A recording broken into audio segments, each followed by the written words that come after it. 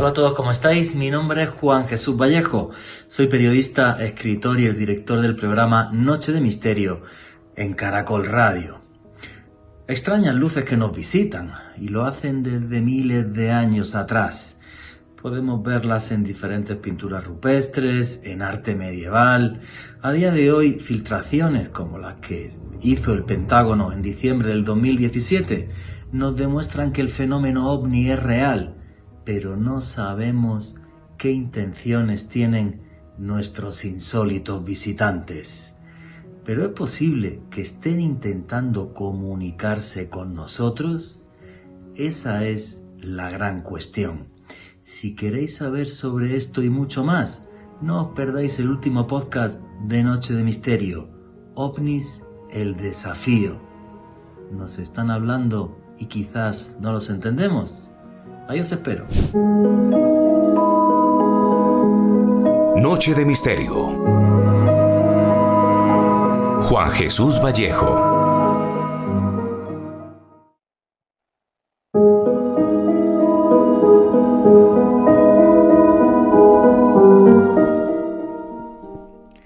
Insólitos y extraños visitantes, tan diferentes a nosotros que hace miles de años en la antigüedad fueron tomados por dioses.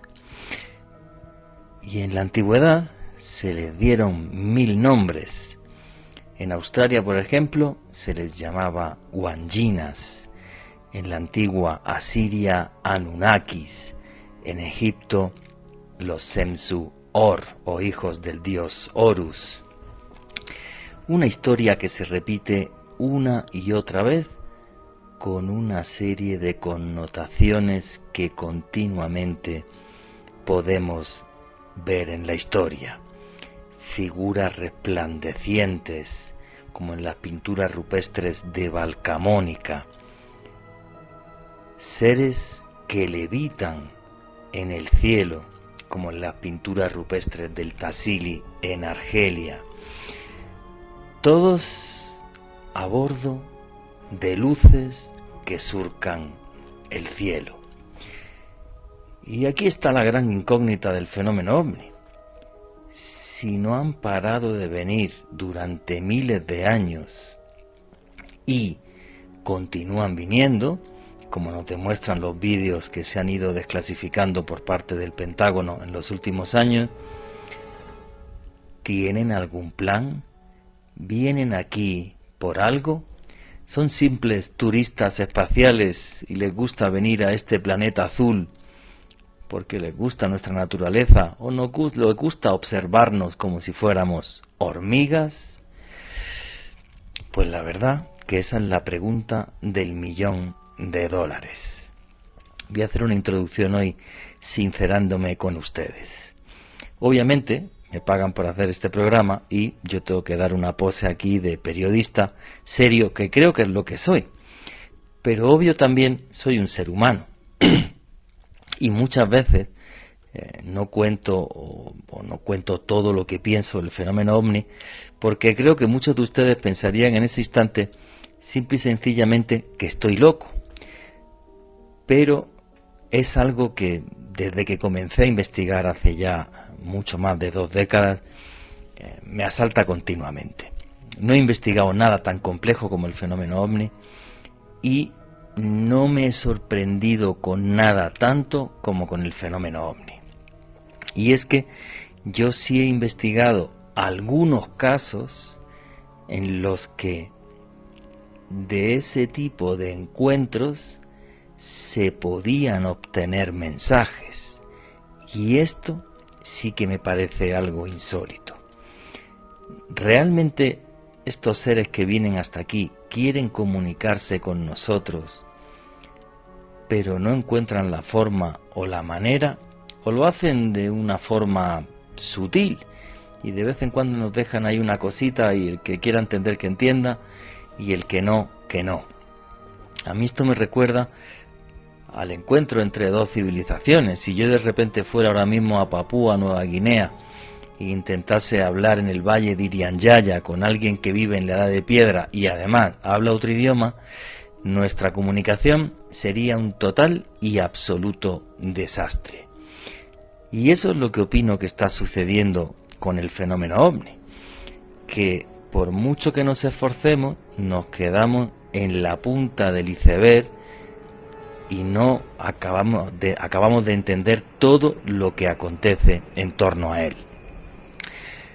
De todas formas, y aunque me digan que estoy loco, esta noche sí voy a contaros uno de esos casos en los que salió un mensaje o algo que está ahí, lo vais a escuchar vosotros, y ahí tenéis como siempre un numeral en Twitter para poder opinar. El numeral de esta noche es UFO Caracol. Aquí somos una gran familia y todos tenemos derecho a opinar y además a hablar de estos temas en libertad. Es muy difícil de comprender el fenómeno OVNI. Tengo claro que son millones los testigos en el mundo, que casos de importancia donde alguien ha estado muy cerca de estas entidades hay muy pocos. Por cierto, y lo repito siempre, uno de los más importantes aquí en Colombia en los últimos años en la vereda de Guasimal, en Zarzalvalle. Y el tema es si estos seres que vienen aquí nos están diciendo algo y estamos en una conversación de besugos. Ellos hablan una cosa, nosotros otra, y no hay forma de entenderse. También es cierto que somos muy antropocéntricos. No podemos llegar a imaginar que alguien venga de otra galaxia, de otro planeta o de un universo diferente al nuestro y no se pare a charlar con nosotros. Y es que a lo mejor, señores, les interesa más charlar, por ejemplo, con los delfines.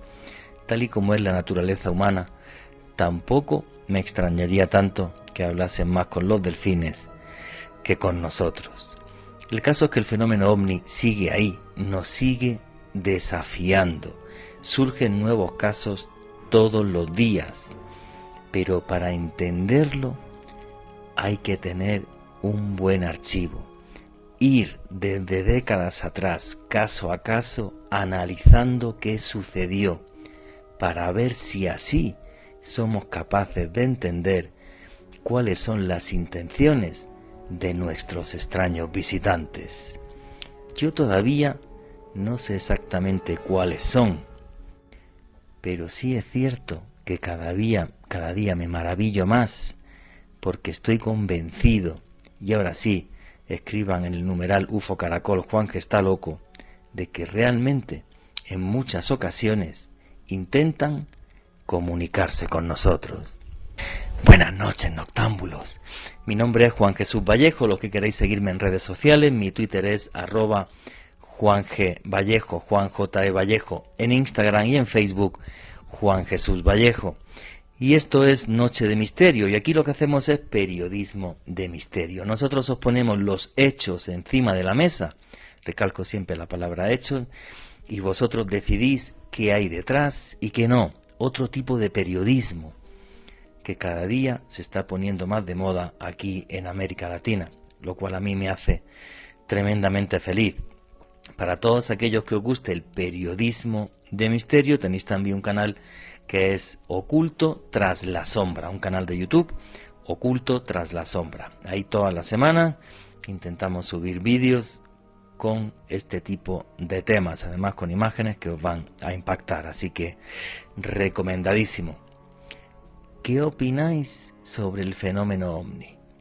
¿Intentan comunicarse con nosotros o simplemente nos ven como hormigas y no son más que turistas espaciales? ¿Qué opináis? A través del numeral UFO Caracol. Me encantaría saber vuestra opinión. Y ya sin más dilación, arrancamos el programa. Alejandro Bernal, amigo, compañero, buenas noches, ¿cómo estás?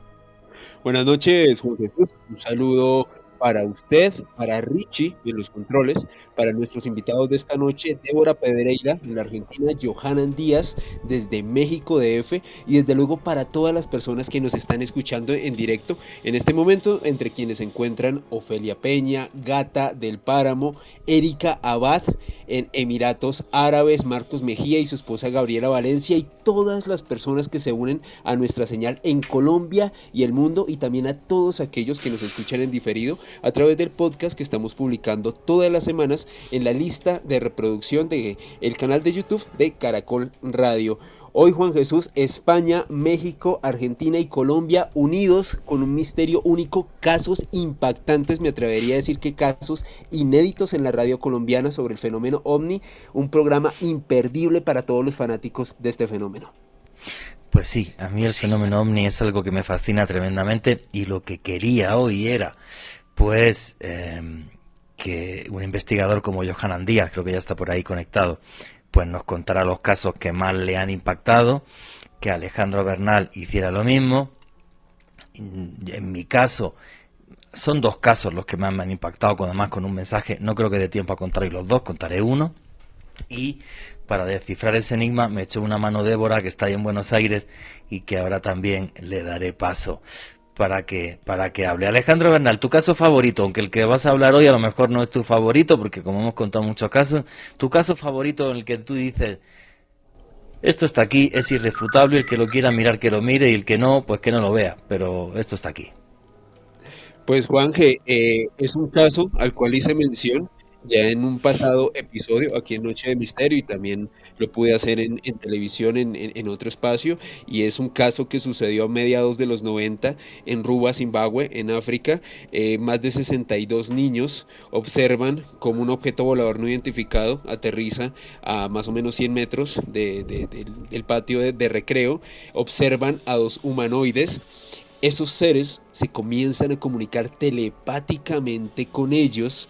Esto fue un auténtico escándalo en la escuela, los profesores no les creían, y unos días después llega precisamente a esta escuela, que era una escuela de élite, o sea, no eran cualquier tipo de niños, sino eran hijos de diplomáticos, de importantes personas allá en Zimbabue. Resulta que John Mack los visita. John Mack es uno de los psiquiatras infantiles más importantes del mundo, de Harvard, profesor de psiquiatría de esta importante universidad. Le toma testimonios de muchos de ellos, todos coinciden en lo que vieron, les pide que dibuje lo que percibieron en ese momento, y lo más impactante es que hasta el día de hoy una de estas testigos, Emily Trim, hija de un diplomático canadiense, según ella continúa recibiendo extraños mensajes de esas entidades y realiza pinturas y dibujos al respecto. Para mí, mi caso ovni favorito. Sin embargo, los que traemos esta noche y del que les voy a hablar, que no se los voy a spoilear, también me parecen alucinantes. Efectivamente, la historia de Ruwa, Zimbabue, que a mí me parece fascinante, en el sentido de que la gente piensa que un ovni siempre se aparece en una carretera solitaria en medio de un páramo olvidado, y no, han aparecido en medio de un colegio en Zimbabue o al lado de una estación de autobús en Ucrania, cuando pasó en Voronezh. O sea, ¿qué va? Esto está aquí, es algo que nos desafía, y el tema es, ¿son solo turistas espaciales o vienen por aquí a algo más? Pues no sé si está por ahí Johanan Díaz en México DF. Buenas noches, Johanan. Un gusto saludarlos, ¿cómo están? Hola, Johanan, ¿qué hay? Buenas noches, ¿cómo estás? Muy bien, Juanje, pues muy contento de participar aquí en tu programa, te agradezco mucho la invitación. Muchísimas gracias. Amigos, ¿son solo turistas espaciales o realmente vienen aquí porque tienen algún plan y no sabemos descifrarlo?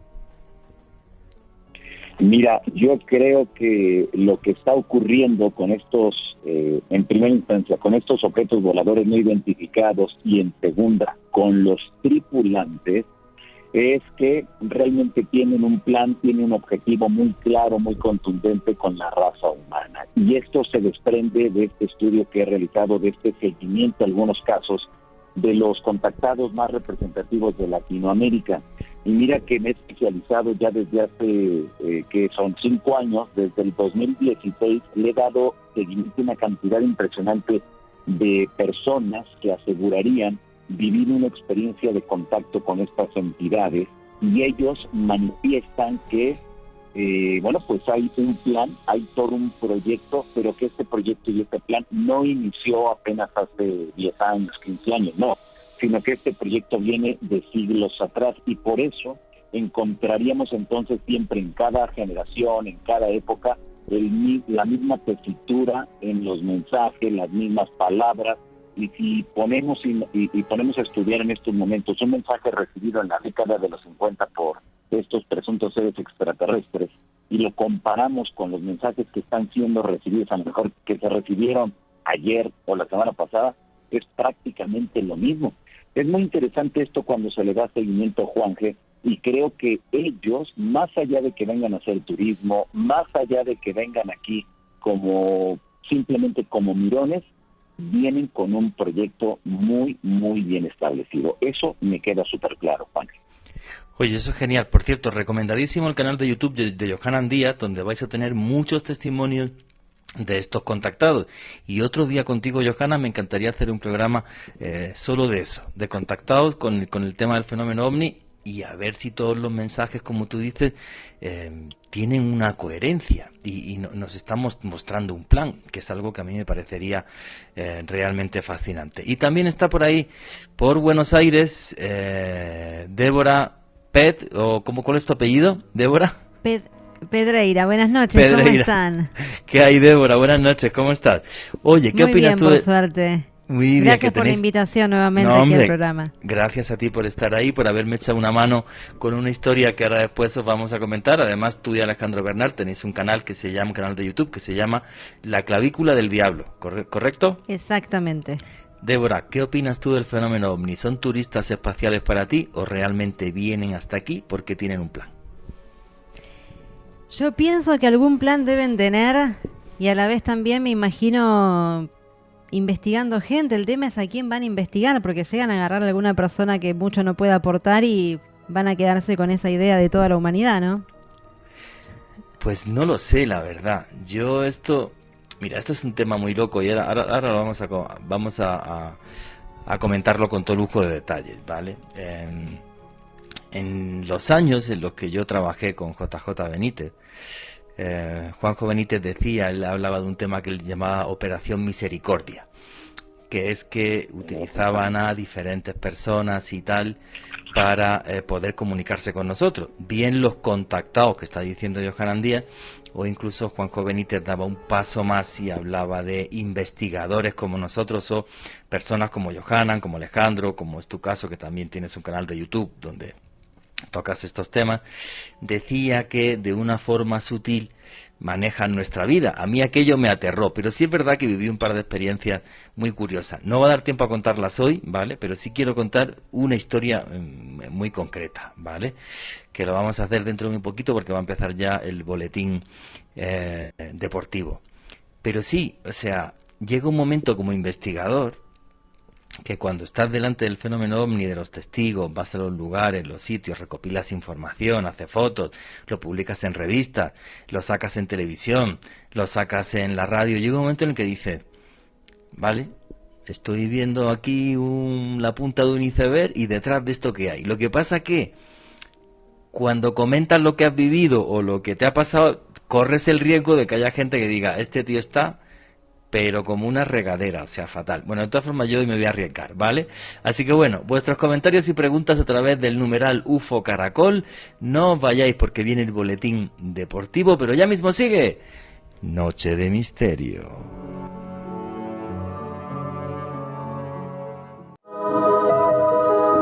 Continuamos con Noche de Misterio.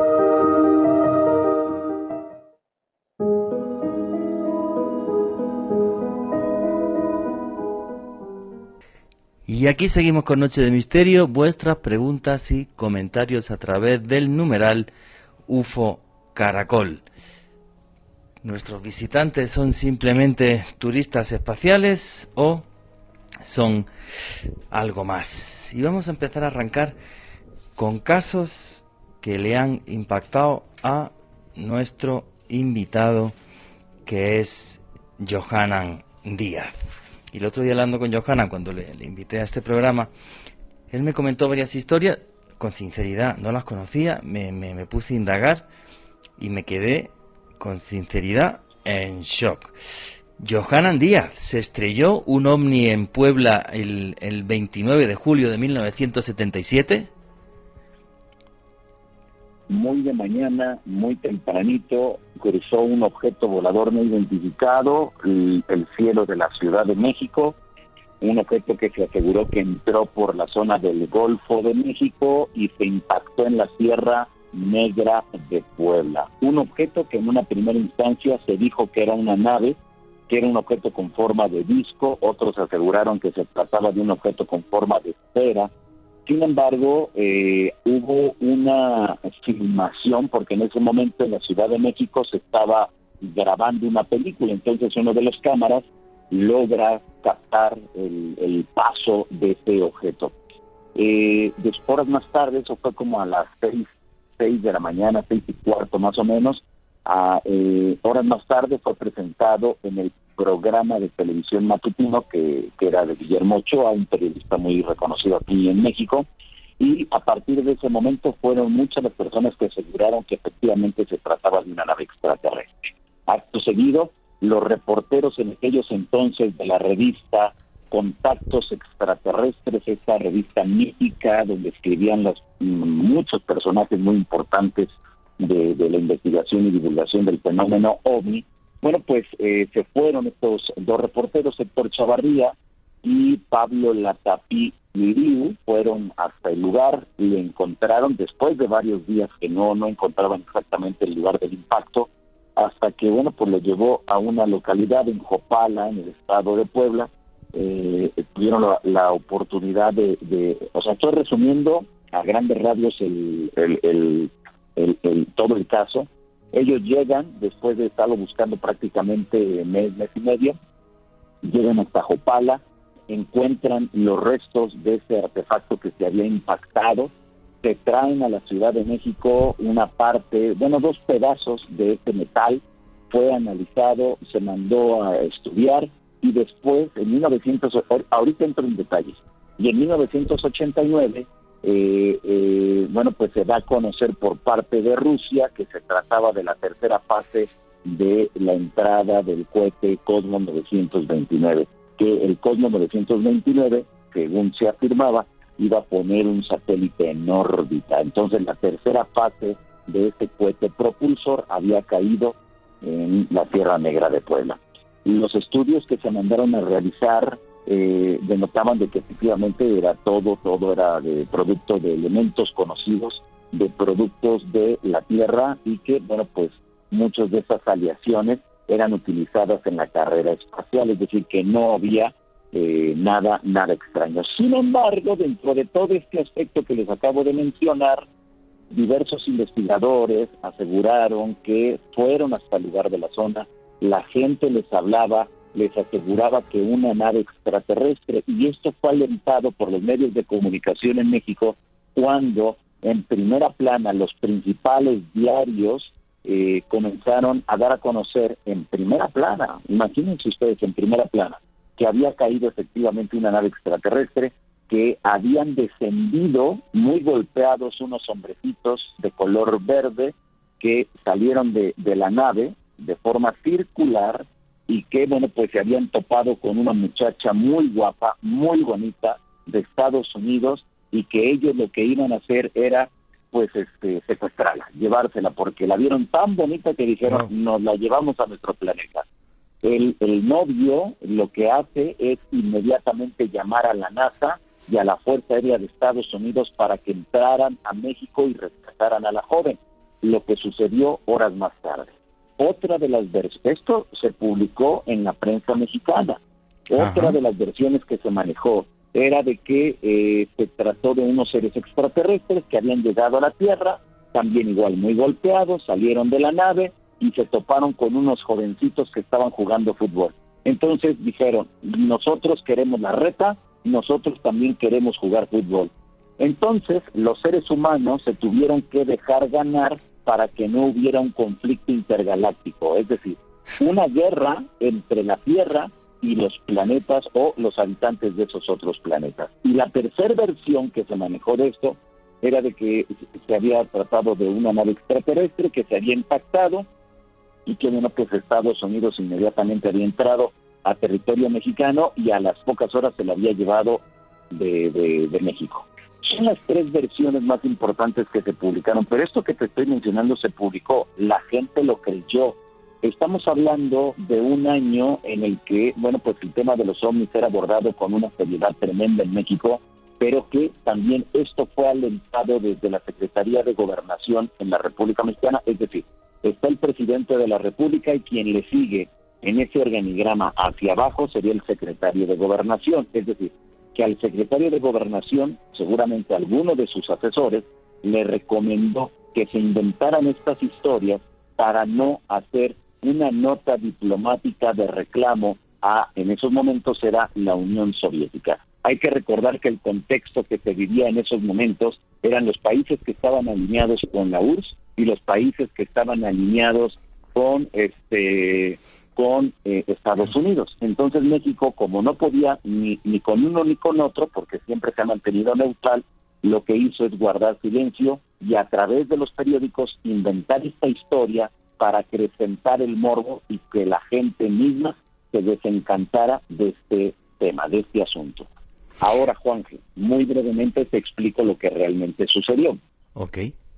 Cae un objeto en la Sierra Negra de Puebla que afectó a algunos lugareños, no hubo pérdidas humanas, no hubo pérdidas de animales, porque cayó en un pueblo donde, bueno, pues vivían de la agricultura, vivían de la ganadería, no afectó a nadie, no mató a nadie, afortunadamente, los pedazos cayeron, el párroco de este lugar fue quien tenía en su poder los restos, después ya la gente del municipio, y bueno, pues lo único que hicieron fue permitir a Héctor Chavarría llevarse unos pedazos para que se pudieran mandar a analizar. Es decir, que yo creo más la parte del investigador que fue hasta el lugar, se trajo el resto de este objeto volador y que efectivamente se corroboró que era un elemento o la aleación de lo que tenía que ver con la carrera espacial en esos momentos. Pero bueno, a la fecha, 2021,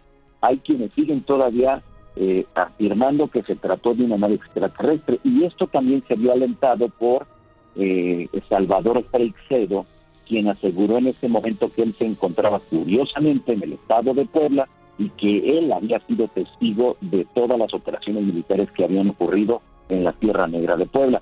Pero también nos debe de quedar muy claro que si vemos la cronología de donde se encontraba en esos momentos Salvador Freixedo, él estaba en otro lugar, en otro país. Entonces no era posible que él se enterara de lo que ocurría ahí.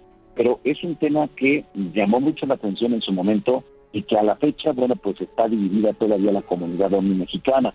Pero lo que es más lamentable, Juanje, es de que actualmente no se ha regresado al lugar del impacto, no se le dio seguimiento, es decir, estamos hablando de hace 44 años de este incidente y que los investigadores OVNI no hemos regresado. Y actualmente no es tan sencillo porque como es la sierra, los lugareños no permiten entrar a desconocidos y bueno, pues también hay problemas en cuestión de seguridad. Bueno, hay muchas cosas que ya no te permiten hacer una investigación como debe de ser y después de 44 años, Juan. Porque esto, vamos a ver, para que la gente lo tenga claro, Johanna, o sea, los hechos comprobados hechos comprobados, repito esas dos palabras, hechos comprobados, es que la noche del 29 de julio del 77, en concreto son dos esferas lo que yo he estado viendo, dos esferas que además son detectadas por la zona desde Zihuatanejo, o sea, atraviesan toda la República Mexicana, o sea, Zihuatanejo, DF, hasta lo que sería el estado de Puebla. La zona central.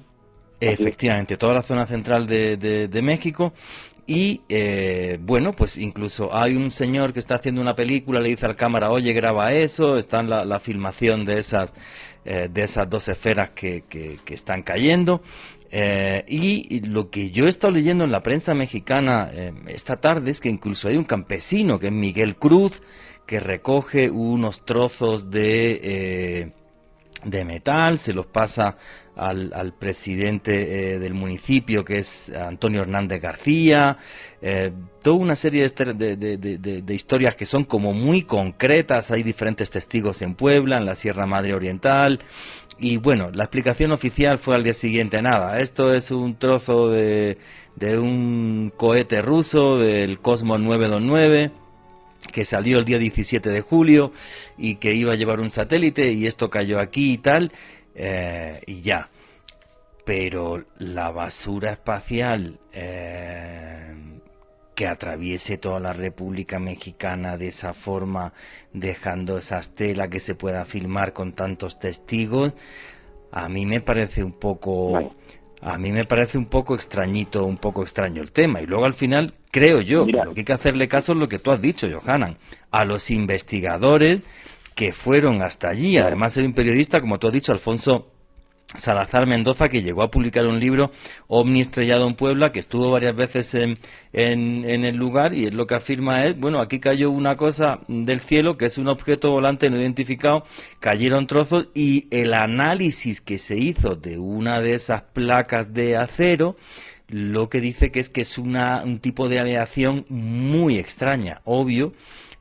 Los minerales que hay en la Tierra son los que hay en el universo, y los componentes de la Tierra son los que hay en el universo, que se crea cuando el Big Bang.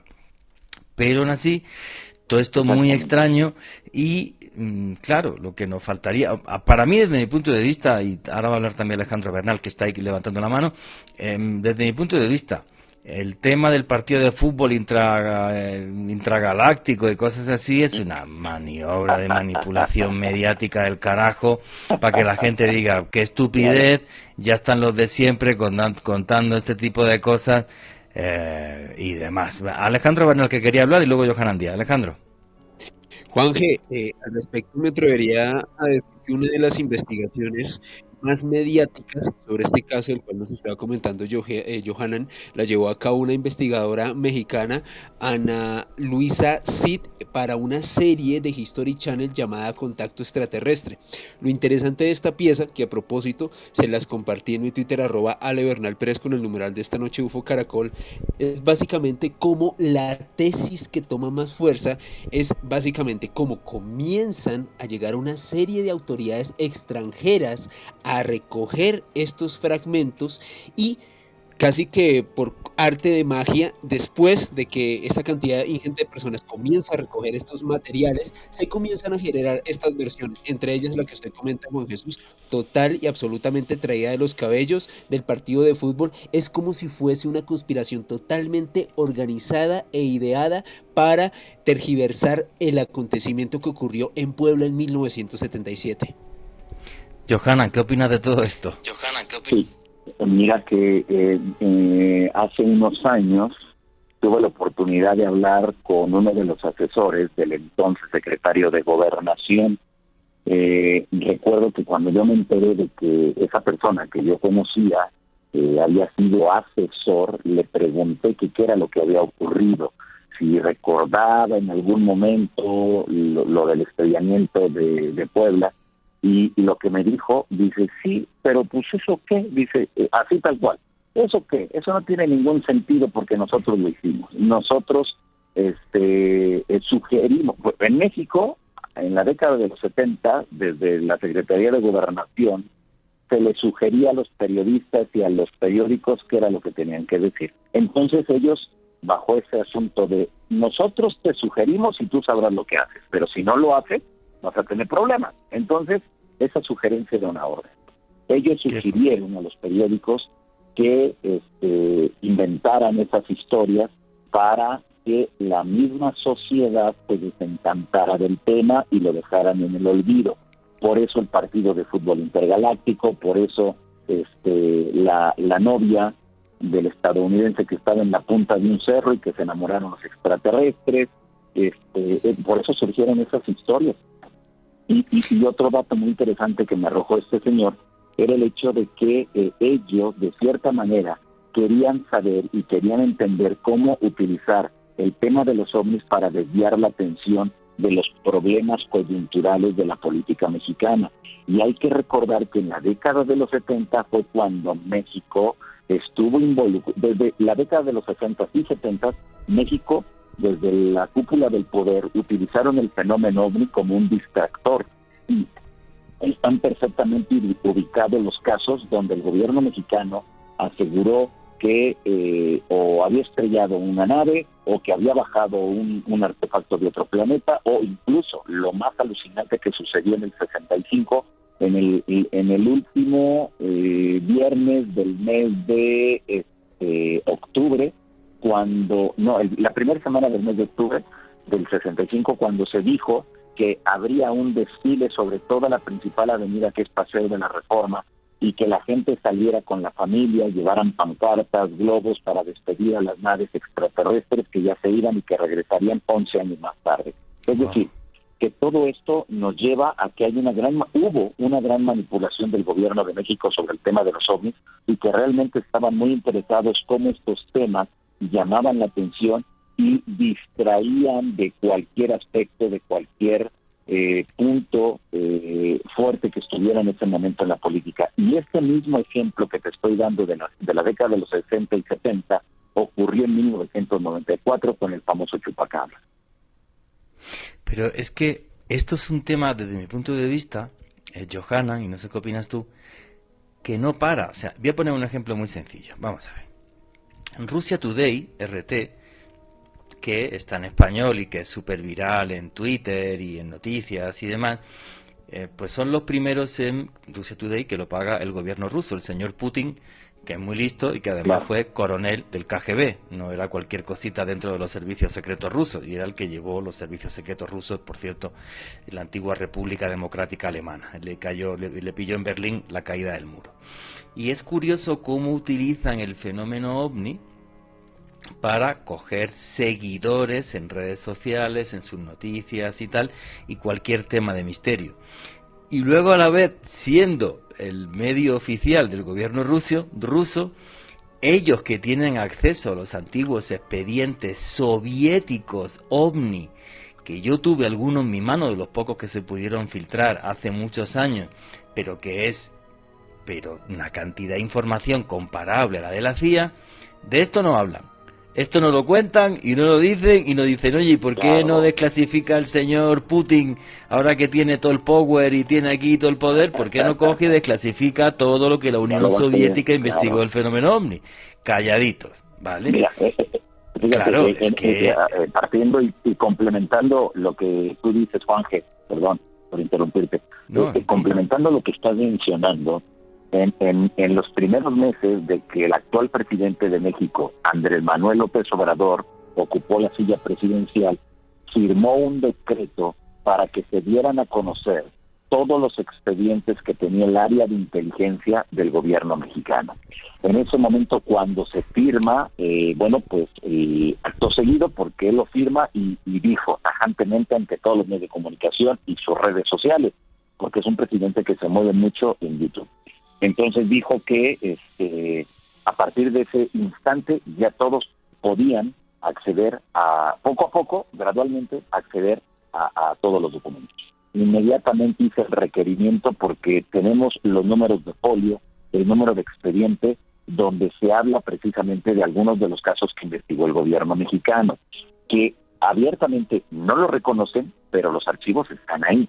Hice el requerimiento por escrito para solicitarlos, que me permitieran verlos y si se pudiera tener una copia, a lo cual me contestaron, pero al día siguiente me contestaron. Es un tema no importante, es un tema no coyuntural, por lo tanto debe usted de esperar mínimo de 6 meses a un año para poder tener acceso a la información. En este proceso llega la pandemia y a la fecha no hemos podido acceder a esa información. Pero vuelvo a este punto que tú comentabas, Juanje, de que cuando los políticos tienen la oportunidad, tienen el poder de decisión para dar a conocer esos documentos, simplemente no les interesa, simplemente voltean para otro lado y dan a conocer lo que a ellos les interesa. En este caso, al menos acá en México, con el actual presidente, era saber qué tanto los otros partidos y qué tanto el gobierno en turno, antes que llegara López Obrador, lo estaba investigando a él. Es decir, era nada más ventilar qué tanto sabía el gobierno, las anteriores administraciones sobre el actual presidente. Y ahí se fueron, y ahí se siguen manteniendo. Y temas que a lo mejor para el gobierno no son importantes, no son coyunturales, como el tema de los ovnis, al menos para mí sí, y para muchos de los compañeros mexicanos que se dedican a la investigación. Para millones de personas, incluso yo que no vivo en México, Johanna, me encantaría que el gobierno mexicano realmente liberase esa información. O sea, es que, no sé, estamos siempre en lo mismo. Y fíjate que parece un cambio de paradigma en algunos políticos, como el caso hace un par de meses. No. Pero fíjate, Barack Obama, reconocer públicamente, sí, yo en el despacho Oval pregunté por los ovnis, no puedo decir nada porque tengo un contrato de confidencialidad con el gobierno norteamericano, pero que por el cielo hay cosas que no sabemos qué son.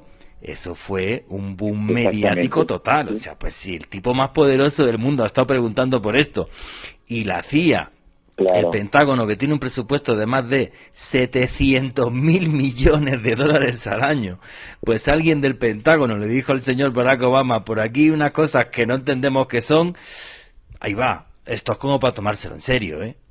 Esto no es cualquier cosa. Que hace unos años, bueno, en la anterior administración del presidente de México, que fue Enrique Peña Nieto, él vivió una experiencia muy fuerte con unos objetos de forma esférica.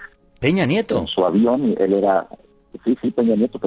Él era gobernador del Estado de México, no presidente, era gobernador del Estado de México, de un estado aquí en la República Mexicana. Tuvo el encuentro con dos esferas que se le pegaron al avión en el que él iba hacia el aeropuerto internacional de la ciudad de Toluca, que se encuentra en el Estado de México, más o menos a 1 hora con 30 minutos de la Ciudad de México, es la distancia más o menos, y bueno, pues él quedó impresionado, él pensó, y en ese momento el contexto, que tenía unas amenazas de un grupo de narcotraficantes aquí en la República Mexicana. Entonces, bueno, pues él pensó que ya en ese momento le iban a disparar y que todo terminaría ahí. Él iba con su familia, entonces pues imagínate la impresión, el miedo, el no poder hacer absolutamente nada, ¿no? Y estando en el cielo. Se activaron los protocolos de seguridad según se refieren, y bueno, afortunadamente los objetos no dispararon, no hicieron nada, hicieron un ángulo de 90 grados y dejaron de seguir al avión del señor gobernador. Cuando él llega a la silla presidencial, desde un principio se aseguró que se había comprometido con algunos investigadores para dar a conocer en los primeros 3 años de su mandato, dar a conocer todo lo que se tuviera por parte del gobierno mexicano sobre el tema de los ovnis. Lamentablemente no se logró eso porque bueno, pues hubo una serie de circunstancias que no lo permitieron, pero lo que sí ocurrió fue que el jefe de asesores del área de ciencia del presidente Enrique Peña Nieto comenzó a contactar a diversos investigadores para saber qué tanto sabían y qué tanto el gobierno mexicano podía apoyarlos. Lamentablemente, y yo lo veo así, muy lamentable, que con quienes se comenzaron a juntar, a preguntar, a sondear, pues les hablaban de puertas dimensionales, les hablaban de ciudades intraterrenas, les hablaban de cosas que no tenían sustento y que no lo tienen. En lugar, y recuerdo que cuando a mí me contacta esta persona, ya que fui de los últimos que contactó, recuerdo que él empezó a decir, dice, ¿qué es eso de puertas dimensionales? ¿Cómo yo puedo llegar con el presidente y justificarle que hay una puerta dimensional? ¿Cómo? Si no hay nada, porque no tienen nada. Le digo, no, es que eso realmente lo podemos dejar, pero en otra fase de la investigación. Lo importante es abrir una oficina para investigar el tema de los ovnis desde el ámbito oficial, desde la Fuerza Aérea, como lo tiene Perú, como lo tiene Uruguay, como lo tiene Argentina, como lo tiene Chile, como lo tiene Ecuador. Y se quedó impresionante. ¿Cómo? O sea, este tema se investiga, desde luego, y ahí están las oficinas, y ahí están las fuerzas aéreas, y ahí están todos los documentos para que ustedes le den seguimiento. Entonces, cuando yo le hablo ya de la parte oficial, le hablo de la parte de los documentos, cuando le hablo, cambió su panorama. Y me dijeron, bueno, pues muchas gracias por darnos todos estos datos y ya me quitas la pena de hablar de puertas dimensionales y hablar de todo eso. Y es entendible, esos temas de puertas dimensionales para nosotros que nos dedicamos a ello, tiene sentido y le damos su justa dimensión e importancia. Pero la gente de gobierno, la gente de ciencia, no, por eso nos tiran de a locos. Sí. Entonces, acto seguido, muy brevemente, hicieron lo necesario para que pudiera haber una reunión con el señor presidente.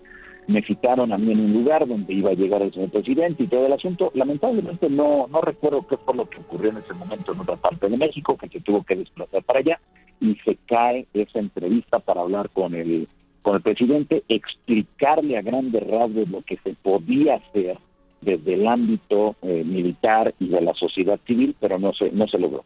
Después, unos meses más tarde, me contactan de la Secretaría de la Defensa Nacional, que es el órgano máximo militar en México, para invitarme a dar un par de conferencias. Uno fue en el área de inteligencia de la Fuerza Aérea Mexicana y la otra fue en el Hospital Militar de la Mujer. Ahí, gracias y siempre a la, a la intermediación de la doctora Meli, que hizo posible que se realizara esto. Y recuerdo, cuando di la conferencia con el área de inteligencia de la Fuerza Aérea, después de exponer una conferencia sobre el tema OVNI, netamente OVNI, que se acercan muchos de esas personas y me dijeron, lo que usted presentó es exactamente lo mismo que nosotros hemos vivido. Y yo recuerdo que fueron varios los que se me acercaron, porque su superior les dijo, bueno, agradezcanle a nuestro invitado y compartan lo que nosotros sabemos. Se sale el jefe de ellos, se sale de la sala y bueno, pues muchos se salieron, muchos se acercaron conmigo, me hablaban, me explican, yo les decía, bueno, ¿puedo tener acceso a esos documentos? No. ¿Puedo tener una copia de esos archivos? No. ¿Puedo hablar con el jefe de ustedes para que me autorice? No. Digo, entonces, ¿para qué me invitan? ¿Para qué me invitan? ¿Para qué quieren que yo venga? Dice, para hacer el nosotros paripé. Nos interesa saber qué tanto saben ustedes. Oye, Johanan, te tengo que cortar porque son las 11 y 2 minutos y tiene que entrar el informativo, ¿vale? Muchísimas gracias por la exposición. Vuestras opiniones y comentarios a través del numeral UFO Caracol, que ya somos 11avos en Trending Topic en el país. Y no os vayáis porque ya mismo sigue Noche de Misterio.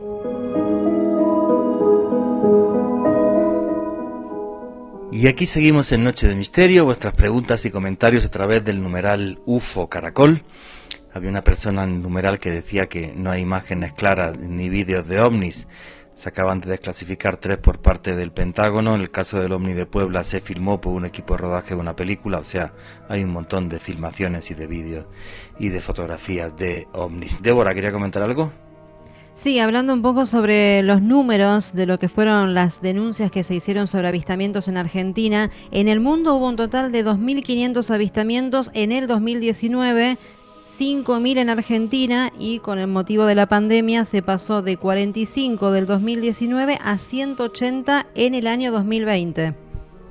A 180.000.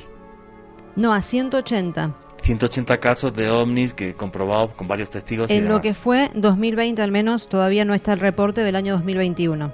Sí, hay muchísimos casos. Bueno, pues nos ha contado Johanan Díaz de una forma magistral todo lo que es el caso del ovni estrellado en Puebla, cómo hay manipulaciones y desinformación. Y yo os prometí en la intro del programa que os iba a contar una locura, y os la voy a contar. Y es lo que viví, y como lo viví, pues os lo cuento, ¿vale? Y ya está. Insultos y demás en UFO Caracol, y si pensáis que estoy loco, lo mismo, no tengo ningún problema. Bueno, os cuento esta historia. Yo hubo un tiempo en mi vida, a finales de los años 90, que por una serie de razones, por otro caso que otro día contaré, porque si no es muy largo, pues bueno, pues hice cierta amistad con un señor que ha publicado muchos libros sobre ovnis y que es conocido a nivel mundial. Se llama JJ Benítez, Juan José Benítez. Bueno, pues en aquellos 2-3 años en los que yo trabajé mucho con Juanjo, él me pasó un caso, una historia que sucedió el 14 de septiembre del año 1984 en Vitoria, España, el País Vasco, al norte. Y lo que sucede aquella noche es que, bueno, básicamente en torno a las 7:30 de la tarde aparece una esfera de luz sobre el cielo de Vitoria que ven miles de personas, y 2 horas más tarde, en torno a las 9:30, lo que sucede es que se va la luz de la ciudad. Hay un corte de electricidad, en concreto porque falla una estación que hay eléctrica, que es la estación de Alí. La explicación oficial al fallo es que había caído un rayo, ¿vale? No hubo rayos aquel día, ni hubo ningún tipo de tormenta.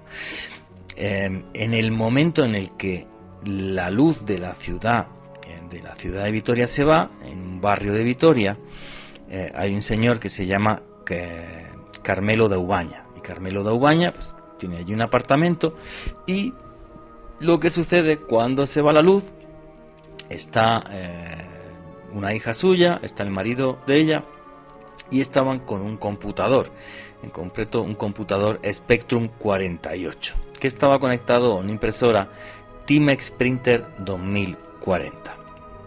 Y cuando, en el momento en el que se va la luz, repito, que esto es bastante importante, el detalle, la impresora empieza a imprimir sin electricidad.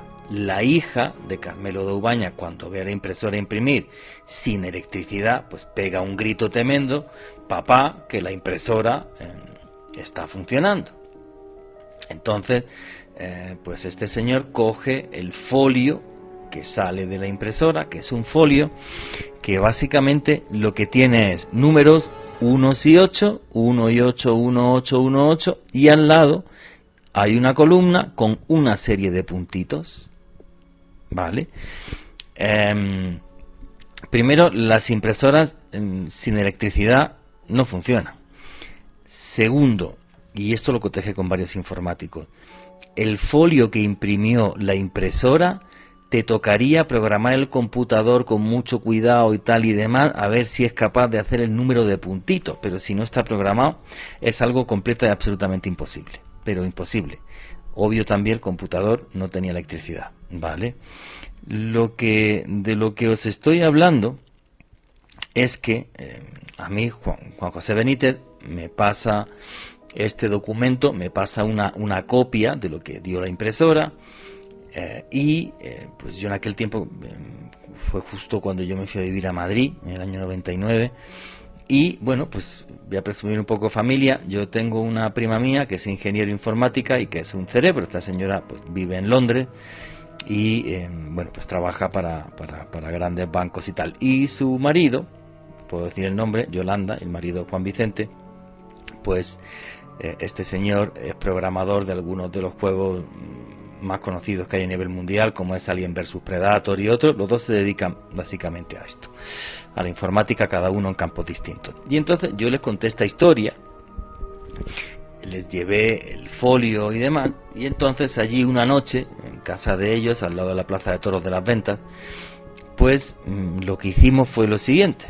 En concreto fue Juan Vicente el que lo hizo. Cogió una cuadrícula, hizo una cuadrícula en torno a esta columna de puntitos que había, y lo que hizo, que se repetía continuamente en estos puntitos, y entonces lo que hizo, pues hizo una cuadrícula, y entonces dijo, oye, pues si esta cuadrícula, tan sencillo como que la divido por la mitad, es una codificación de números precisamente del 1 al 8, en un código binario de 3.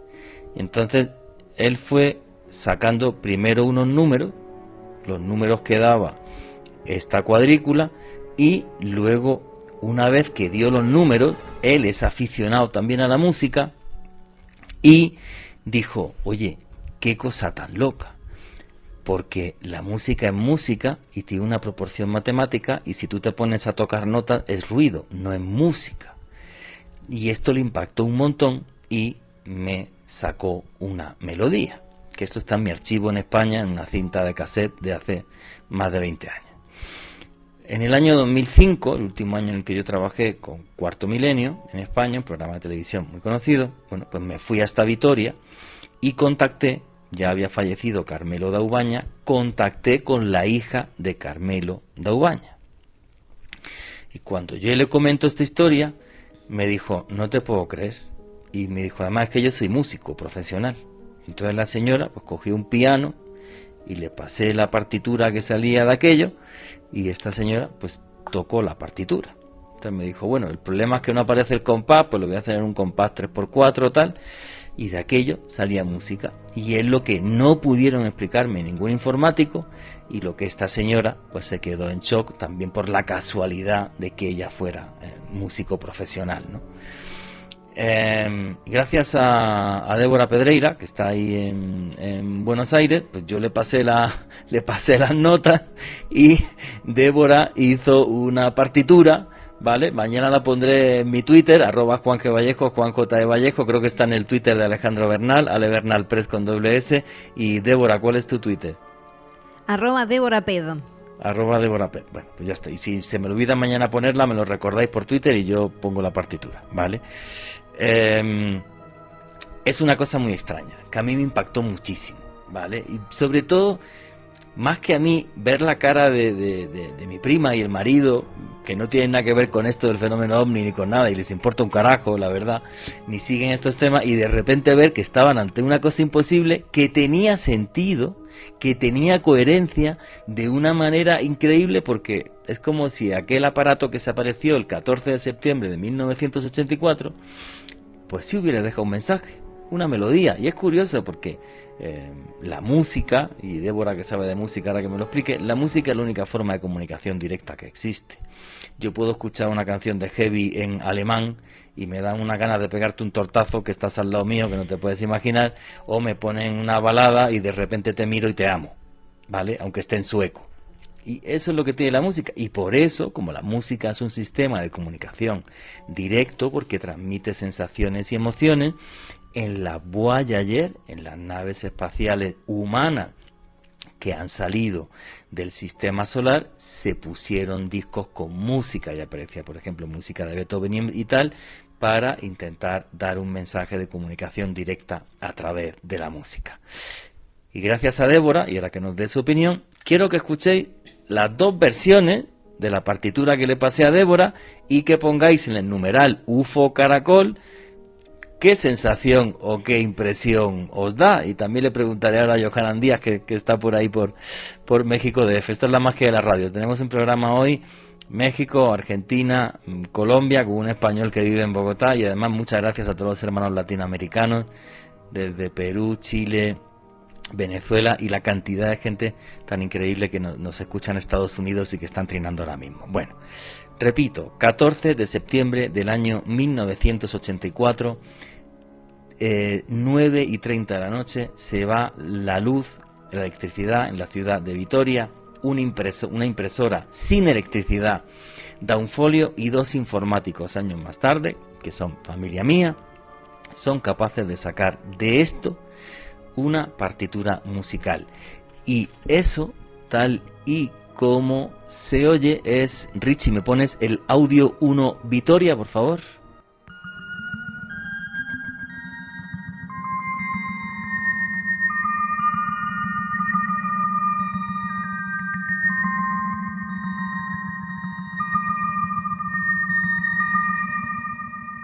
Es una melodía muy cortita.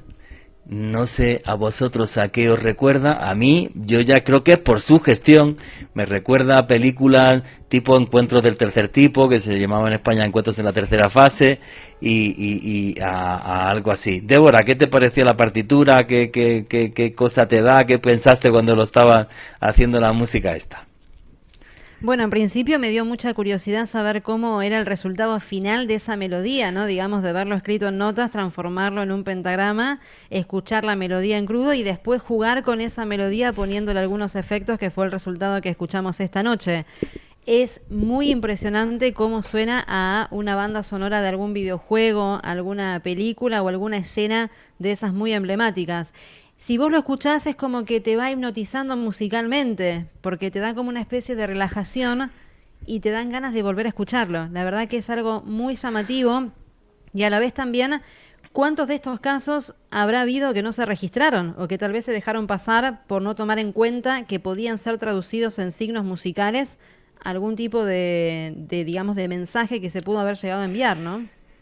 No lo sé, yo no conozco ningún caso como este. Y mira que Yo de tampoco. OVNI se ha investigado mucho y he hablado con muchos amigos. Voy a poner otra vez la melodía, y la gente que a través del numeral UFO Caracol, pues, bueno, pues nos escriba a ellos qué sensación les da cuando escuchan esta música. La música, os lo voy a poner otra vez. Richie, ¿me pones otra vez el audio 1 Vitoria, por favor?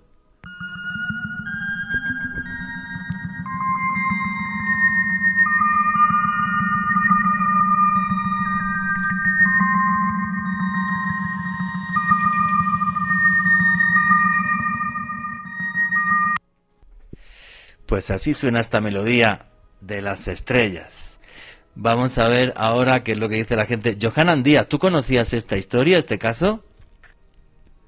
No, No, no, no, ahora que lo estás mencionando, bueno, pues suena realmente, es impresionante esa música. Mira, yo recuerdo que en México ocurrió en la década de los 90, igual unos investigadores se fueron a Tepoztlán, que es un lugar donde son constantes los avistamientos ovni, y bueno, pues ellos comenzaron a experimentar con unos sonidos. Y bueno, no es tan elaborado como lo que tú muestras, pero ese sonido que ellos comenzaron a utilizar, cuando lo ponían, se aparecían unas luces extrañas muy cerca de donde ellos se encontraban. Pero de ahí en fuera no tengo mayor conocimiento que en algún otro lugar del mundo, bajo ese contexto en el que nos narraste este caso, haya sucedido algo parecido. Que yo sepa, no.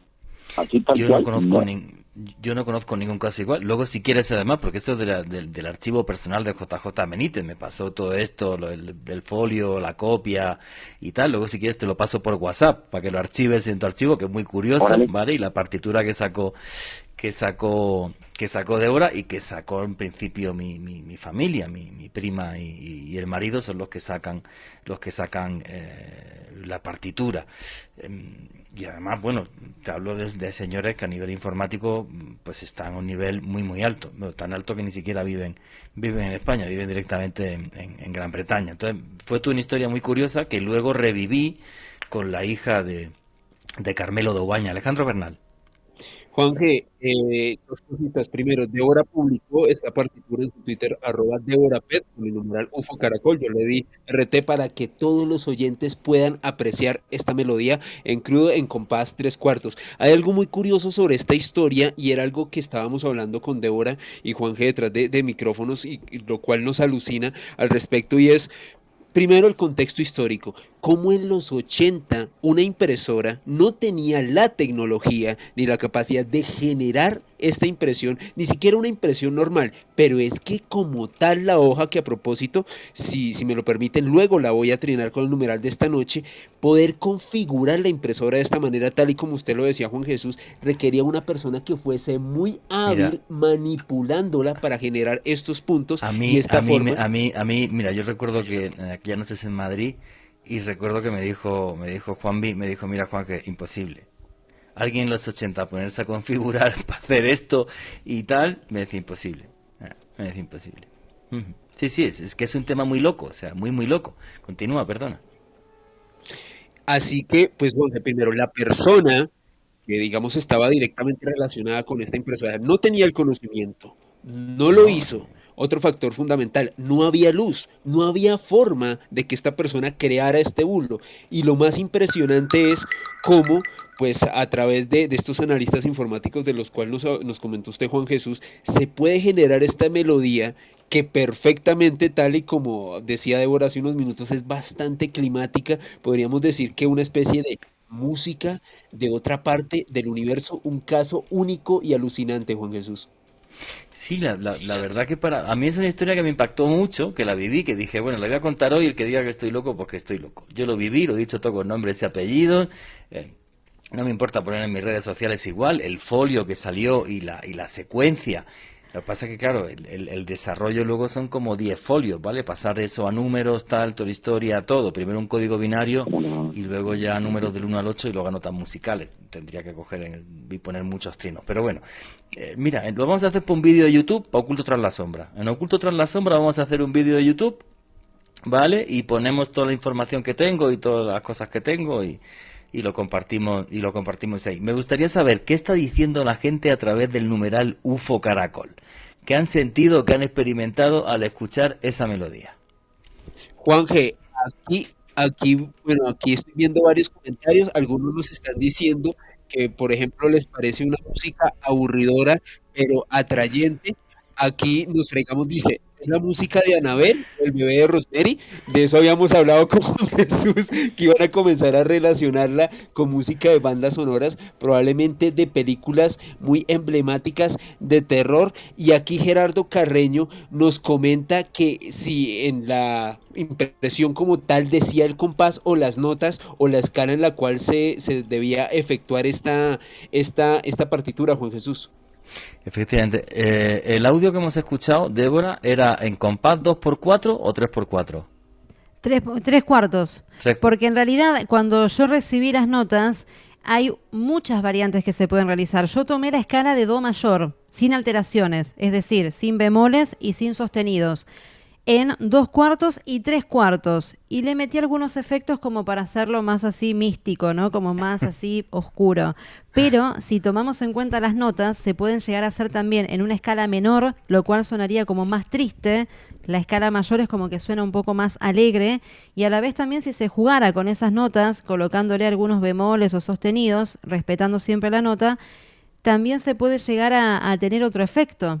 O sea, Sí, el tú me abismo, el pasaste abanico que se puede generar con esa melodía es muy grande. Tú me pasaste otro audio que, si te parece, lo vamos a poner a ver la gente qué es lo que opina. Richie, ¿me puedes poner el audio 2 Vitoria, por favor?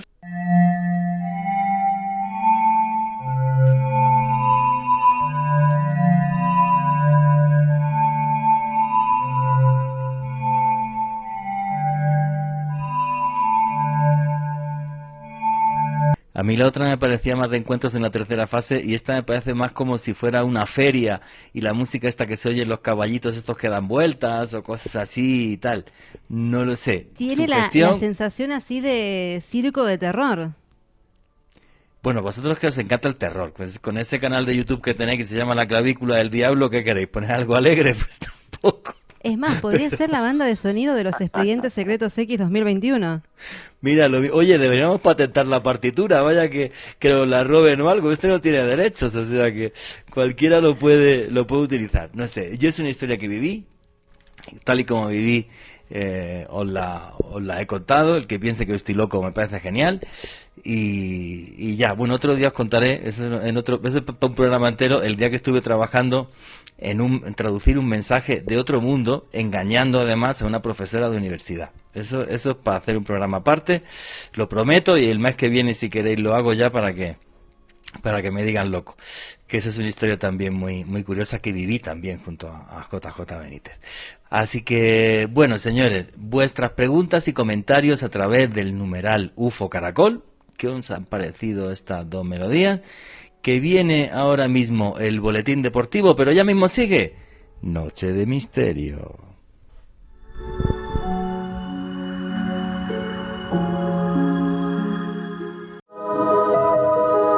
Continuamos con Noche de Misterio.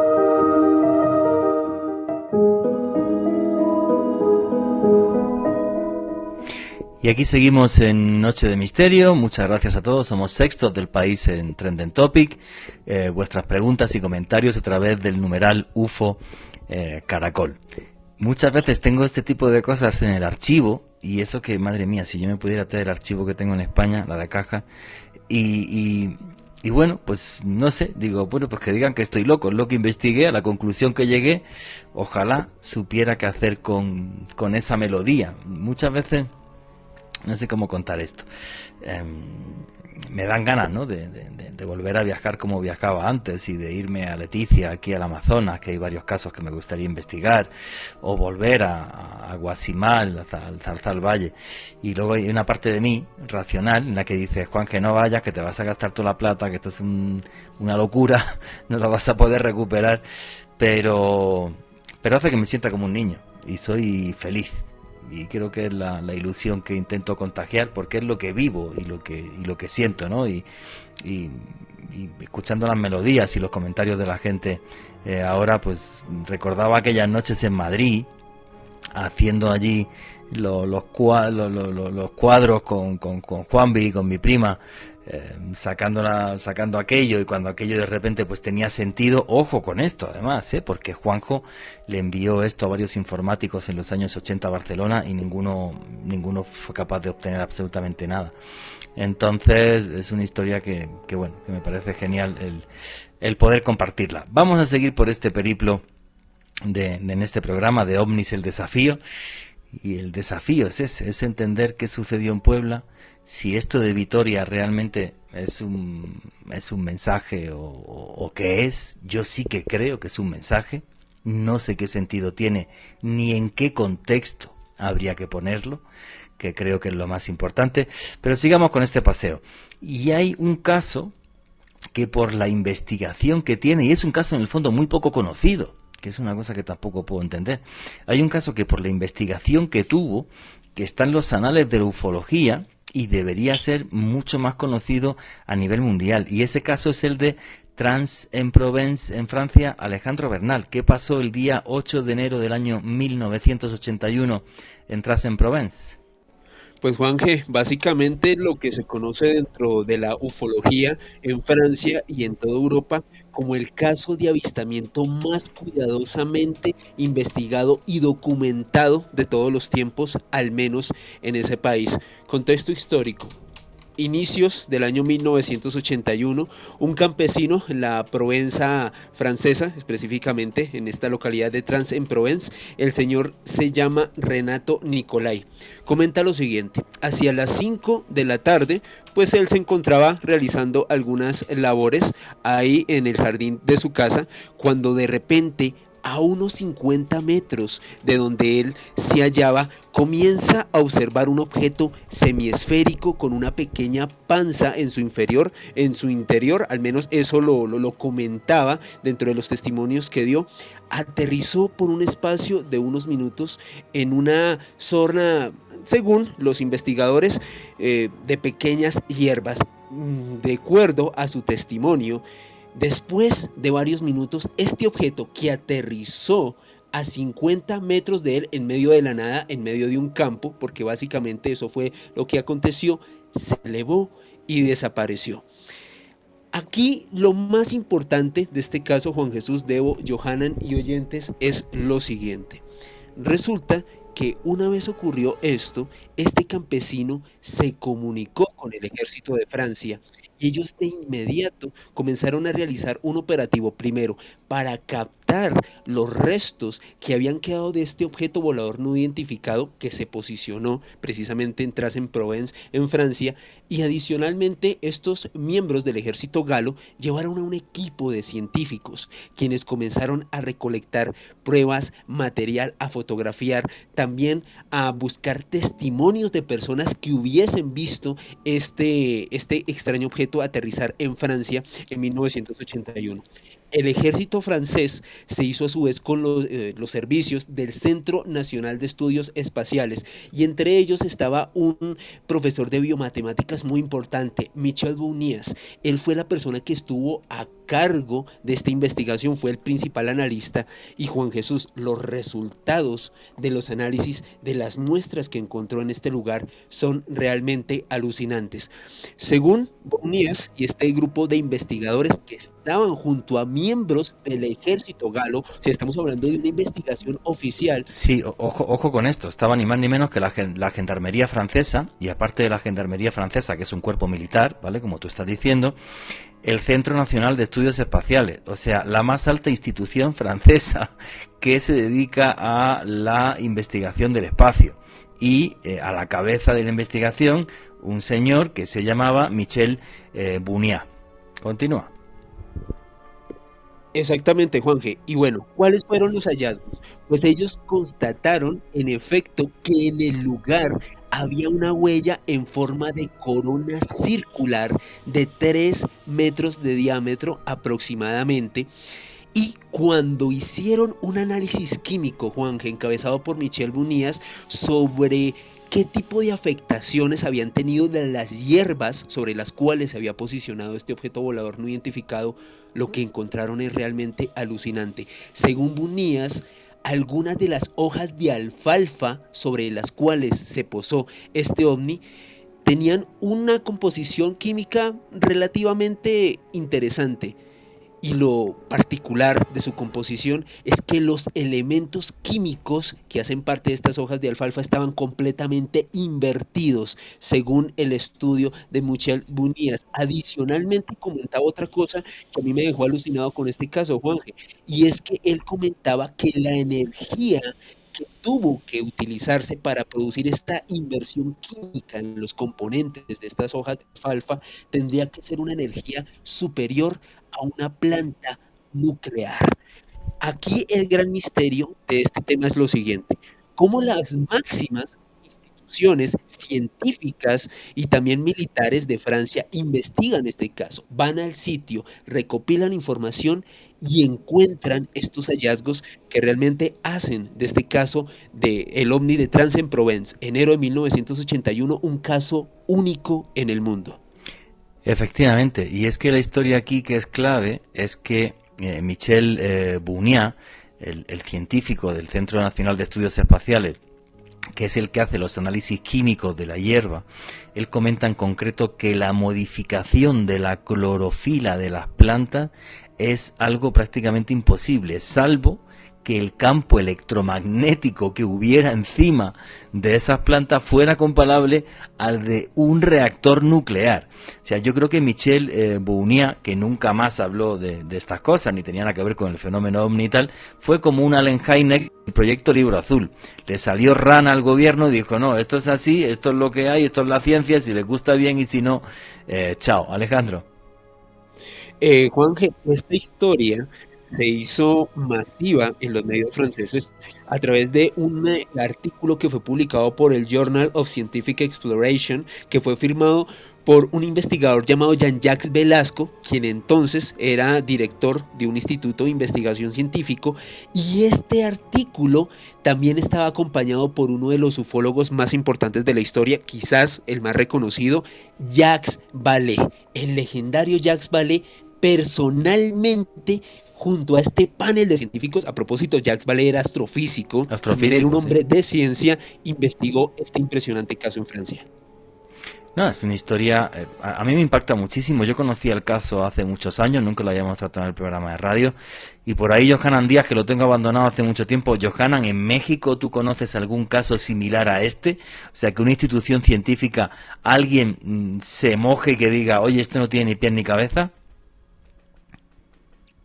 No, en México lo que sucede con la comunidad OVNI es que públicamente nunca hablan de los ovnis, y cuando llegan a hablar públicamente es para decir que no hay fundamento, que no existe, que es una mala interpretación y que no tiene ninguna validez el tema de los ovnis. Eso es lo que sucede con la comunidad OVNI. Pero en lo privado sí te hablan, te dan sus posicionamientos, pero te piden que no hagas absolutamente ninguna mención para que no haya problemas, porque bueno, ellos piensan, ellos creen que les puede afectar en su vida académica. Pero alguien así que se haya involucrado directamente con para el tema de los ovnis, no, al menos en México, que yo recuerde en estos momentos, no hay, porque la mayoría de quienes quizá han dado sus posicionamientos ha sido de esa manera, todo en bajo perfil. Yo creo que también incluso en la comunidad científica esto está empezando a cambiar. Yo creo que el caso más sonado de los últimos meses es el de Avi Loeb, este astrofísico israelí que abiertamente publicó un libro diciendo que Oumuamua, este asteroide que atravesó el sistema solar, para él era una nave de otro mundo. Y también, y es curioso, y esto lo hemos hablado en el programa contigo, con Johanan Díaz, es que ahora que se han hecho públicos todos los informes del Pentágono, se han hecho públicos, que hicieron público el informe este que sacaron hace un par de meses que estuviste aquí en el programa. Ahora los militares abiertamente están diciendo, oiga, hace falta científicos que se apunten a investigar esto.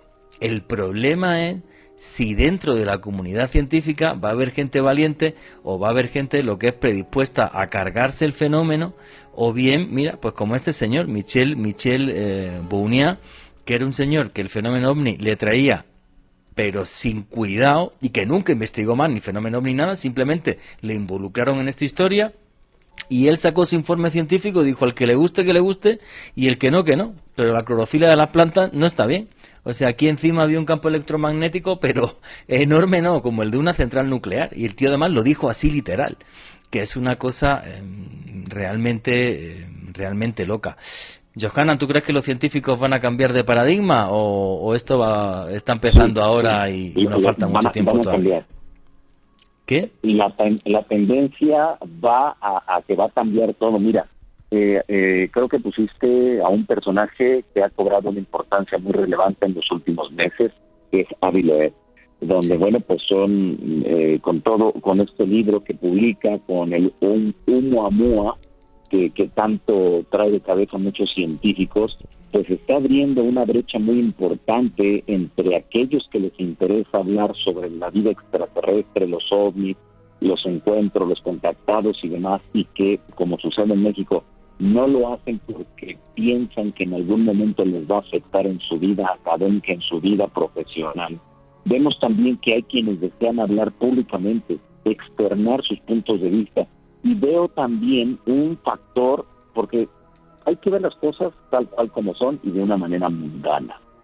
Avi Loeb ha levantado la mano para decir ante las instancias gubernamentales de los Estados Unidos que él puede encabezar la investigación científica del tema de los ovnis y su equipo de trabajo. Yo no sé si realmente haya un interés fuerte, específico, central, sobre darle una respuesta al tema de los ovnis, o ya lo estén viendo, como en muchas de las ocasiones pasa, más por el ámbito del dinero. Sabemos que va a haber de por medio millones de dólares, entonces hay que estar conscientes nada más de esa parte, que va a servir que alguien de esa categoría se involucre, sí, desde luego. Y por eso mismo, cuando hay dinero, ahora resulta que todo mundo, en todas partes del planeta, les llama de la noche a la mañana, les gustó el tema de los ovnis y ahora ya están hablando todos. Qué curioso, ¿no?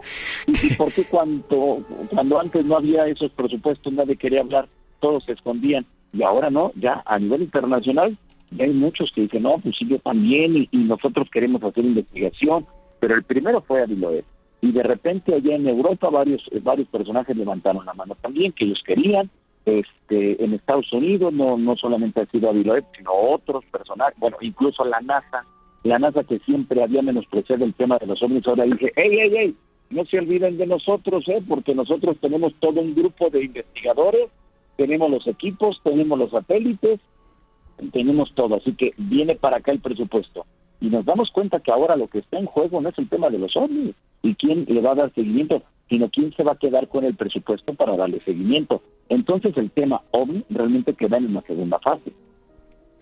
La verdad, Johanan, qué buena apreciación has hecho y estoy total y absolutamente de acuerdo contigo. Porque la gran mayoría de la comunidad científica no solo ha despreciado el fenómeno ovni, sino que se han apuntado a desinformar, que es lo más grave, desde un punto de vista más absurdo, que era el negacionismo. No, es que esto no existe, es que esto no pasó y tal, y nada.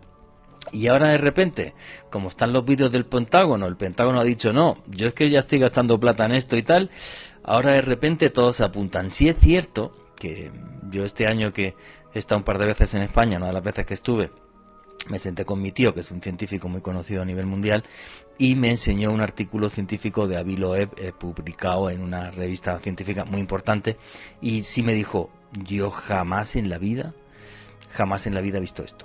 Me decía, nunca, en una revista científica de prestigio que hubiera un artículo de ovni, y eso todo se lo debemos a Avi Loeb, que es el que ha dicho, yo hablo de esto tranquilamente, sí, claro.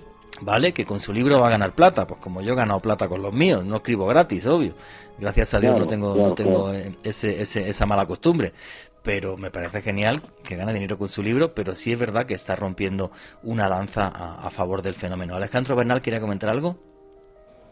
Juan G., precisamente sobre lo que estábamos hablando con Johanan hace unos minutos, yo recojo las impresiones y el pensamiento de Michio Kaku, quizás uno de los astrofísicos más importantes del mundo. Y le han criticado ahora por hablar también del tema de los ovnis, que ni te cuento, lo han puesto pero a caer de un burro. Perdona, continúa, pero es que me salió del alma conforme lo dijiste, que es uno de los científicos, bueno, en divulgación científica el número 1 del mundo. Continúa. Exactamente, Juan G. Y es que Michio Kaku dice lo siguiente: después de los videos ovni del Pentágono, de estas investigaciones oficiales, el paradigma es totalmente diferente y tenemos que acercarnos al fenómeno ovni con otra actitud, con otra visión. Es más, el mismo Michio Kaku participó personalmente en un congreso ovni que se desarrolló en su país, Juan G., en España, hace unos años. los científicos lo trituraron, lo crucificaron por hacer esto, lo consideraron una herejía, pero la pregunta que le hago a toda la gente que es bastante escéptica es, si una de las mentes científicas más importantes del mundo, más privilegiadas, nos dicen, oigan, miremos este fenómeno de otra manera, es porque creo que definitivamente tenemos que cambiar la visión, bueno, al menos la gente que es escéptica, sobre el fenómeno y sobre todo sobre la evidencia ovni. No, efectivamente, y vamos a ver, pues es que esto es una cosa muy sencilla, o sea, a mí me parece genial que haya científicos que sean directamente negacionistas, que esto es como lo de como lo de la pandemia, ¿no? Que hay gente que dice que no existe, pero existe y está ahí. Albert Einstein, que es el científico más importante del siglo XX, escribió el prólogo de un libro apoyando la experimentación que se estaba haciendo en la Universidad de Duke con la parapsicología, con el nacimiento de la parapsicología moderna. Y era Albert Einstein, no era cualquier científico. Claro, pero exacto. Ahora, Juanje, no hay que olvidar algo muy importante. Al final del día, sean científicos, sean gente de alguna religión, sean investigadores ovni, sea gente del gobierno, al final del día todos seguimos siendo humanos y todos tenemos esa curiosidad y ese interés en darle una respuesta de si realmente nos están visitando. Y si es así, ¿desde hace cuánto? Y si es así, ¿qué quieren? ¿Qué buscan? ¿Por qué hay tantos avistamientos? ¿Será cierto de que hay personas que hablan con ellos? ¿Será cierto que se dan esos encuentros, esos estrellamientos? Es decir, realmente como seres humanos nos damos cuenta que tenemos muchas preguntas todavía por contestar. Y si hay un grupo de investigadores a nivel internacional que se van a abocar a ello, no pueden olvidar por ningún motivo ni por ninguna circunstancia a la comunidad ovni internacional, porque realmente nosotros somos los que tenemos los casos, conocemos la tesitura de esas experiencias, tenemos la documentación, es decir, tenemos todo. Y si ellos piensan que porque tienen grados académicos muy importantes a la sociedad civil, a nosotros, a los investigadores, nos deben, bueno, ni tan siquiera nos van a tomar en cuenta, creo que estarían en un grave error. Y eso, que ellos llegaran a investigar, caería en muchos problemas de apreciación, y en segunda, estarían faltando muchos datos para llegar a una real investigación que esté bien sustentada y que tenga todos los elementos, ya sea para bien o para mal, pero que si no se hace de esa manera, entonces estaría como coja esas investigaciones. Y veo que en ningún momento no hay ninguna propuesta seria, objetiva, que se estén manejando ya nombres en estos momentos para encabezar desde el ámbito de la investigación OVNI. Me queda claro que hubo quien lo propuso en los Estados Unidos y dijeron, ¿saben qué? También tienen que estar los investigadores OVNI, pero después ya no se le dio seguimiento y ya no supe en qué terminó ese asunto, pero no creo que haya sucedido gran cosa, porque si no, ya se conociera a nivel internacional. Pues yo sabes lo que creo, Johanna, y por cierto me parece genial todo lo que acabas de comentar ahora. Yo creo que si la ciencia o que si un grupo de científicos se mete a investigar esto con plata, sea del Pentágono, sea de quien sea o como sea, a los investigadores OVNI que hemos hecho cosas, que incluso hemos hecho cosas a nivel relevante internacional, pues como por ejemplo es tu caso, yo creo que no van a contar con nosotros para nada. Y al hacer eso se equivocarán mucho. ¿Por qué? Claro. Porque les faltará una visión global del fenómeno. Van a coger caso a caso. Mira, yo creo, perdón Juanje, yo creo que un ejemplo muy claro de esto que estamos comentando en estos instantes son las oficinas OVNI encargadas para investigar el tema de los no identificados. Cuando en una primera etapa que no tomaron en cuenta a la investigación OVNI y a los investigadores, las cosas estuvieron patas para arriba, a pesar de que ellos estaban investigando el tema. Es decir, que si no se cuenta con los que tienen la información, va a haber muchas imprecisiones, va a haber muchos errores, va a haber muchas cosas que no podrán ellos entender porque no estuvieron en el lugar de los hechos. Y creo que ahí debe de crearse una comisión, debe de crearse algo importante a nivel internacional quizá para apoyar lo que ellos estén haciendo y lo que vayan a hacer. Pero también hay algo aquí que no debemos olvidar. ¿Qué tanto estará y serán autónomos esos grupos en caso de que se lleguen a conformar y empiezan a trabajar ya con un presupuesto del gobierno? ¿Qué tan autónomos realmente van a ser? le rendirán cuentas a las áreas de inteligencia de los Estados Unidos, será al señor presidente, será a la Fuerza Aérea. ¿A quién será? ¿A quién entregarán toda esta información? ¿Será pública o, dependiendo, si le conviene al gobierno darlo a conocer, lo dará, y si no, entonces quedará la sociedad estadounidense exactamente igual como al principio, sin saber realmente qué fue lo que sucedió? Pues por desgracia, opino exactamente igual que tu amigo. Yo creo que nos van a dar de lado y ya. Bueno, señores, faltan 5 minutos apenas para terminar el programa y entonces ya toca reflexiones finales de cada uno, que somos esta noche un montón. Y empezamos por la señorita Débora Pedreira. Débora Pedreira, ¿qué te ha parecido el programa? ¿Qué opinas del fenómeno OVNI? ¿Cómo ha sido tu experiencia con esa partitura de las estrellas? Cuéntanos tu reflexión final, amiga. Bueno, Juan Jesús, nuevamente muchas gracias a vos y a Alejandro por la invitación, a los oyentes también que me hicieron sentir muy bien en este espacio. Ya es la segunda vez que vengo acá, así que la verdad que me siento muy cómoda cada vez que vengo. Bueno, la verdad que me pareció muy interesante y quedé como muy con esa sensación de querer cambiarle la escala, las notas y ponerle algunos efectos, porque es realmente muy llamativo que puedan llegar a comunicarse a través de la música, ¿no? Y tal vez lo que habíamos comentado antes, ¿no? ¿Cuántos ejemplos habrá que no se registraron? Ah, sí. Y además seguro. También, ¿qué podrían llegar a ocasionar con esas melodías? Entrar en tu cabeza, hipnotizarte. Da para mucho el tema. Muy bien, muchísimas gracias. Tus redes sociales para la gente que quiera seguirte, Débora. Bueno, les recuerdo que tenemos un canal en conjunto aquí con Alejandro Bernal, La Clavícula del Diablo. Yo tengo también uno de videojuegos, El Kaiser Analógico. Y me pueden encontrar en Twitter como @DéboraPed. Listo, muy bien. Johanan Díaz, amigo, tienes ahí un minutito para tus conclusiones finales sobre el programa de hoy. Muchas gracias por la invitación, Juan G. Gracias también a los compañeros que han participado en esta emisión.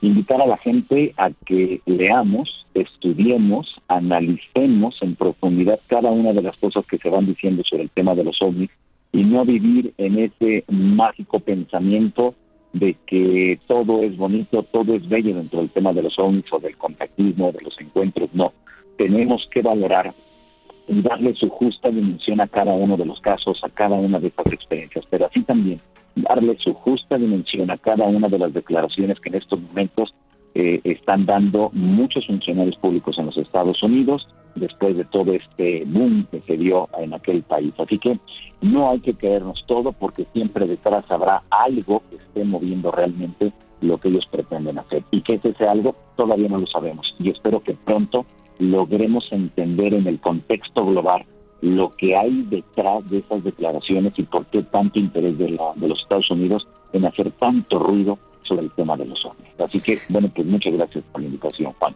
Gracias a ti, Johanan. Tus redes sociales y, bueno, aparte tu canal de YouTube, para que la gente te pueda seguir. Así es, bueno, pues en todas las redes sociales me pueden encontrar como Johanan Díaz, y en YouTube estoy también como Insólita Experiencia de Johanan Díaz. Así que ahí los espero todos los días, de lunes a viernes a las 7:30 de la noche y luego a las 10:30 de la noche, tiempo del Centro de México, que es el mismo que que tienen ustedes allí en Colombia. Y bueno, pues ahí entrevisto a diversas personalidades de todo el planeta que tienen algo importante que ofrecernos sobre estas temáticas de los no identificados. Muchas gracias, amigo. Un fuerte abrazo hasta México DF. Alejandro Bernal, tus conclusiones. Tienes 30 segunditos.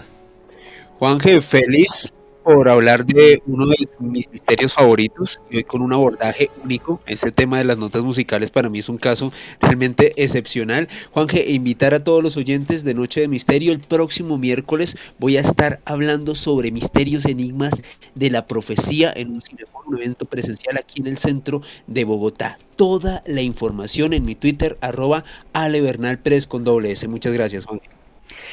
Pues yo simplemente comentaros que he sido tremendamente feliz de desempolvar mi viejo archivo y de que Débora me haya echado una mano para que esa partitura tomara otra vez vida.